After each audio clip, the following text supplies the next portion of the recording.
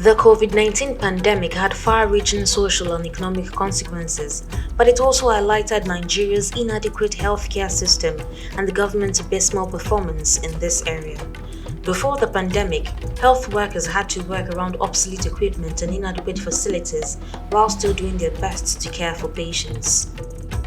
So if we have a labor case, somebody who wants to deliver a baby that time, and there is rain, we will be working inside rain. We are inside the room, or the rain will still be falling on us that time. So some people are discouraged, they are not coming here. They are going to neighboring clinics that belong to the primary healthcare centers.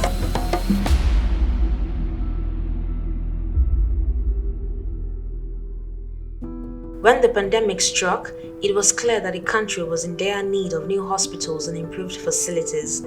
Several interventions, including the distribution of palliative care, medical supplies, and contracts for the renovation of healthcare facilities, were carried out by the national and subnational governments to achieve this goal and cushion the effect of the pandemic on citizens.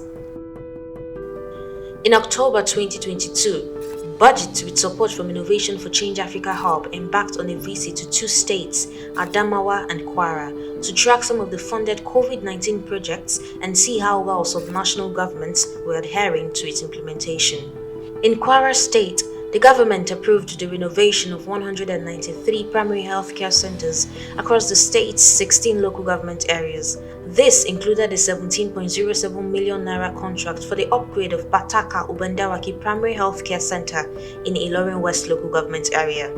As the first point of citizens' interaction with the health system, it is important that the primary healthcare centers are well equipped to ensure quality health services. Before its renovation, the Pakata Ubandawaki Primary Healthcare Cente operated without electricity, and when it rained, medical workers had to treat patients under leaking roofs, according to Hayija Magaji, the Assistant Director for Nursing Service.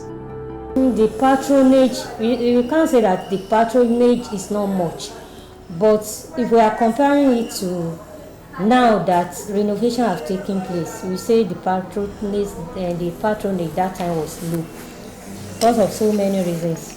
Like a woman wants to deliver and there is rainfall at that time. Our labor room was seriously leaking that time. So if we have a labor case, somebody who wants to deliver a baby that time, and there is rain, we will be working inside rain. We are inside the room, or the rain will still be falling on us that time. Ìgbà yẹn náà ń tún ibi báyìí ṣe lọ kán tó tún ṣe gbogbo ẹ̀ wà rough then gbogbo àwọn inú ibi tá máa ń lò fún ẹ̀ náà kò wá òkè ìgbà yẹn náà fi wá kó wa lọ síbi hall tó wà lẹ́yìn ibẹ̀ yẹn ibẹ̀ lásán lò títí tí mo fi bímọ nígbà yẹn. Mo ti bí ọmọ mẹ́ta sí bíbá yìí lẹ́ẹ̀kẹta lọ́dọ̀. Àwa nígbà tí a rí pé ibi báyìí ó rough kò ní ti ara but ìfẹ́ ta ní sí àwọn nọ́ọ̀sì wọn ló ń jẹ́ kí a wá sí ibi báyìí. Bọ̀lá àgbà tán ti tún bí báyìí náà ṣe àṣe òun àgbà tẹ̀ pé nǹkan tá à ń bá wa àárín àbáyọrí ẹ̀ náà ni ọmọ wa. We went to Yola, the capital of Adamawa, to check in on the new federally funded molecular laboratory approved under the Northeast Development Commission in 2020. When we arrived, the laboratory was still in the process of being set up, with much of the necessary machinery still to be installed. Before the contract was awarded, samples for COVID-19 tests had to be sent to other states for analysis. According to David Elijah, the assistant head of the laboratory, with the new equipment, the state will be better prepared to combat future epidemics like Lassa fever, Ebola, among others. During the era of COVID-19, the inception of COVID-19, samples usually transferred to neighboring states, including Abuja, places like Jos, Bombay, for analysis. Since inception of this building and the installation of the machine, though it has not been in use, samples are still referred to other places, especially for clients that intend traveling out of the country.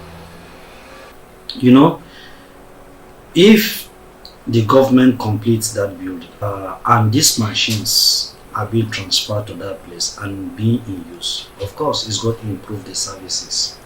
It is encouraging to see the government take action. However, While a certain level of attention is being paid to infrastructural development, more needs to be done to ensure these medical facilities are up to standard. A lack of personnel, inadequate remuneration and benefits for workers, insufficient funding and standardized medical equipment continue to be issues at the hospital and health center. First and foremost, we need light because we always have interrupted power supply. You mean power? Yes, electricity. So we need solar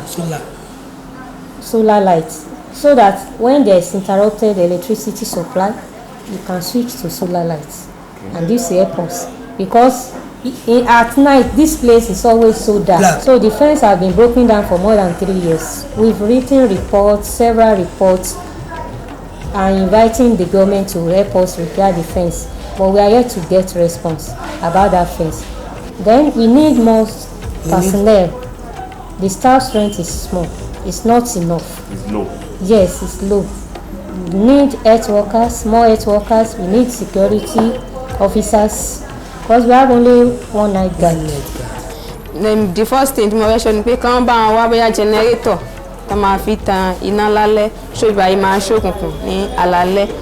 So ẹlẹ́ẹ̀kejì bá ṣe máa ṣe ètò ẹ̀fọn tí ẹ̀fọn sì ní máa wọlé síbi báyìí.